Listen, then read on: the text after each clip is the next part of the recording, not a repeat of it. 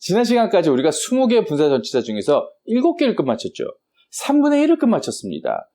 처음에는 이거 특별한 문법인가? 이렇게 생각을 했는데 아무것도 아니죠. 실제로 우리가 문장을 볼 때마다 품사를 생각하면서 보지는 않잖아요. 그래서 이 분사 전치사를 잘 모르시는 경우가 있고요. 사실 그냥 분사로 해석을 해도 해석은 되거든요.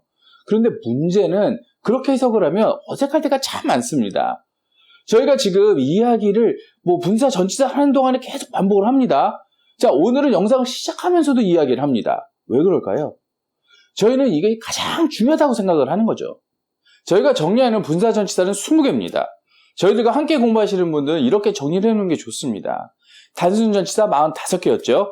분사 전치사 20개. 이런 식으로 정리를 해놓으면 정리가 되거든요. 그래서 이 분사 전치사 시리즈를 아주 짧게라도 진행을 하는 겁니다.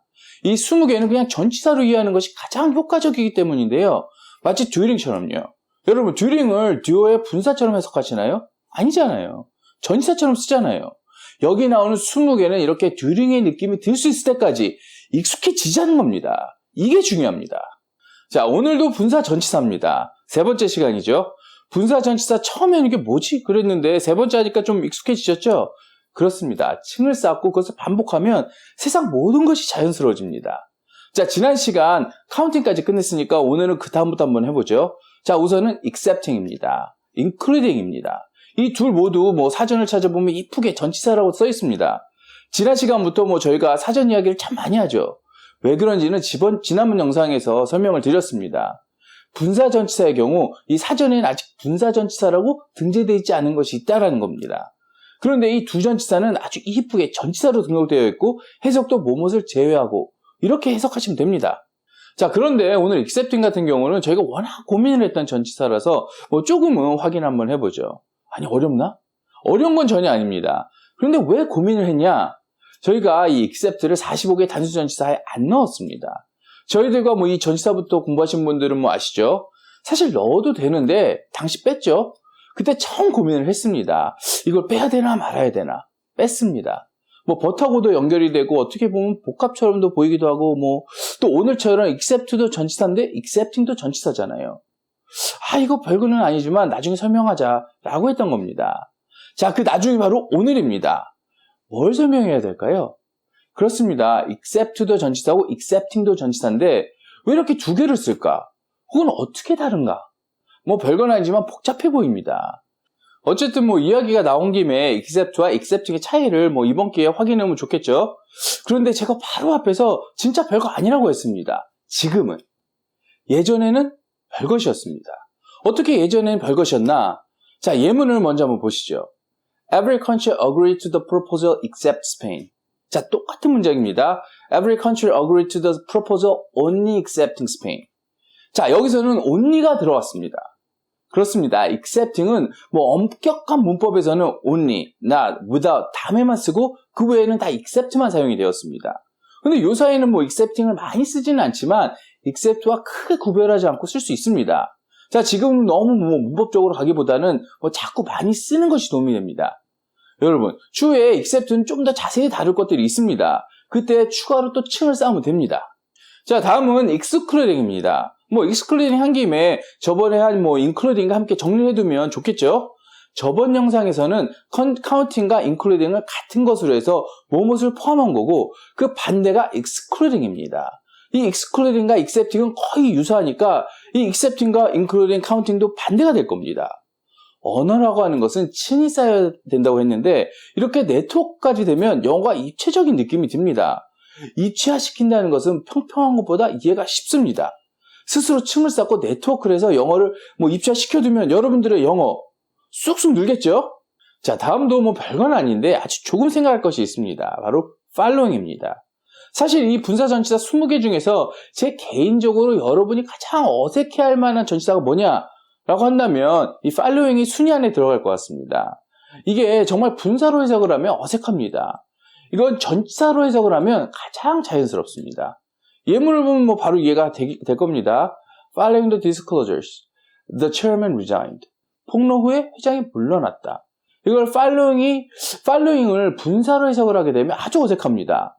이걸 전치사로 뭐뭐 후에 이렇게 해석을 하면 아주 쉽죠? after잖아요. 자, 여기서 우리는 또 하나의 재미있는 것을 발견할 수 있는데요. after가 우리 기본 개념 뭐라고 했죠? 추격이었죠. 그렇습니다. following도 추격이죠. 따라가는 거니까요. 기본 개념이 비슷하니까 쓰임도 비슷하네요. 재밌습니다. 자, 여기서 몇 개는 뛰어넘겠습니다. 오늘 뛰어넘은 것들은 뭐 다음 영상에서 다룰 겁니다. 자, 어쨌든 뛰어넘고 넘어서 not withstanding이라고 하는 뭐뭇에도 불구하고라는 뜻으로 유명한 전치사인데요. 자, 우리가 잘 공부하지 않는 분사 전치사입니다. 이미 아마 뭐뭇에도 불구하고라는 표현들이 이 not withstanding 말고도 많기 때문이라는 생각이 듭니다만 이 전치사도 좀 많이 사용했으면 좋겠습니다. 자, 예문을 먼저 하나 보겠습니다. Notwithstanding the bad weather, the event was a great success. 나쁜 날씨에도 불구하고 그 이벤트는 큰 성공을 거두었다. 뭐 이 정도 해석이 되겠습니다. 자, 분사 전치사를 뭐 가만히 하다 보면 이미 있는 뭐 표현들, 뭐 전치사들이 참 많습니다. 뭐 notwithstanding만 해도 우리가 뭐 정말 많이 쓰는 전치사들 중에 in spite of나 뭐 despite가 있죠. 우리가 작문을 할 때 아마 notwithstanding은 거의 안 쓰고 in spite of나 despite를 많이 쓰실 것 같습니다. 물론 이 전치사들은 모두 인터체인저블 하기 때문에 원어민들은 뭐 바꿔서 쓰지만 우리는 잘 못 씁니다. 사실 인터체인저블 하다고는 하지만 뭐 쓰임과 뉘앙스에 미묘한 차이가 있어서 우리는 이걸 구별하기가 쉽지 않죠. 물론 오늘은 뭐 이런 것들을 다루진 않을 겁니다. 다만 아주 작은 예를 들면 뭐 notwithstanding 같은 경우는 뒤에 명사가 오기보다는 명사 구가 오는 경우가 뭐 잘 어울리고 문장 앞으로 나오는 경우가 많습니다. 이런 미묘한 것들까지 챙기는 것은 뭐 원어민들 사이에서도 글을 많이 써본 사람들이 잘하겠죠. 왜냐하면 이 notwithstanding 같은 경우 뭐 말할 때는 안 쓰는 전치사입니다. 글을 쓸 때만 나오는 전치사이기 때문에 뭐 글을 많이 써본 원어민들의 경우 이런 쓰임을 뭐 제대로 느낄 수가 있겠죠. 우리도 제대로 느끼려면 더 많이 쓰고 더 많이 노력해야겠죠. 자, 뭐 조금은 어려운 전치사가 뭐 등장을 하게 되는데 바로 pending입니다. 이 전치사는 사실은 뭐 어렵다기보다는 우리가 거의 안 써봤기 때문에 뭐 어색한 거겠죠. 그래서 어렵게 느껴질 수도 있는 겁니다. 근데 절대 뭐 별건 아닙니다. 예문 뭐 바로 한번 가보죠. He was released on bail pending further inquiries. 그는 추가 조사가 있을 때까지 보석으로 석방되었다입니다. 자, 무슨 뜻이죠? 뭐뭐 할 때까지라는 뜻입니다. 원래 pending이라는 것이 뭐 우리도 많이 쓰죠. 뭐 pending 되었다고. 일단은 보류되는 느낌, 기다려야 되는 거죠. 그래서 뭐뭐 할 때까지라는 뜻입니다. 자, 문제는 이런 것을 계속 말씀드립니다만 뭐 분사로 해석하려고 하면 조금 헷갈립니다. 그냥 이런 단어들은 전사로 딱 외워두고 자꾸 접하는 것이 영어 실력에 도움이 됩니다. 자, 오늘 마지막 두 개 분사 전치사는 regarding과 respecting입니다. 이 두 개가 뭐 절대 쉬운 분사 전치사는 아닙니다. 그런데 저희들과 함께 여기 복합 전치사 편에서 보신 분들은 더 이상 이 두 단어 regarding과 respecting 똑같은 뜻이라는 거 느껴지시죠? 만약 오늘 이게 느껴지지 않는다면 이 영상은 최소한 보셔야 됩니다. 자, 두 단어의 기본 개념만 서면 regarding과 respecting은 똑같은 뜻의 분사 전치사가 되는 것이 너무나 당연해집니다. 뭐뭇에 관한. 자, 예문을 보겠습니다. The patient has a concern regarding his operation. 자, 환자가 자기 수술에 관해서 걱정을 하는 겁니다. 자, 여기에 regarding 대신에 respecting을 쓰면 어떨까요? 똑같죠? 똑같습니다. 뭐뭇에 관해서. 이 영상을 보시고 당시에는 뭐 in regard to, 뭐 in respect to 이렇게 about까지 해서 7개의 뭐뭐에서에 관해서에 대해서 공부를 했습니다. 자, 오늘 2개 더 넣으면 9개네요. 자, 이 영상 꼭 보셔야겠죠? 자, 오늘 영상까지 20개 분사 전치사 중에서 admitting, assuming, barring, concerning, considering, counting, during, accepting, excluding, following, including, notwithstanding, pending, regarding, respecting까지 15개의 분사 전치사를 끝마쳤습니다. 다음 영상에서 나머지 5개를 끝마치면 분사 전치사도 뭐 20개 다 끝이 납니다. 분사 전치사는 저희들 영상치고는 조금 설렁설렁하게 하는 편입니다.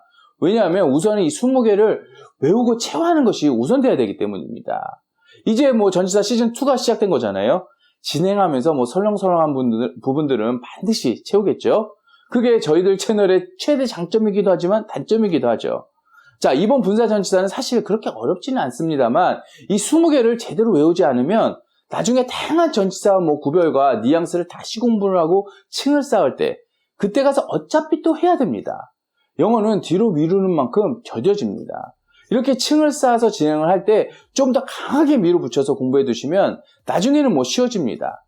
자, 오늘도 끝까지 함께 공부하고 함께 고민할 수 있어서 참 감사하고 보람이 됩니다. 자, 오늘도 좋은 하루 되세요.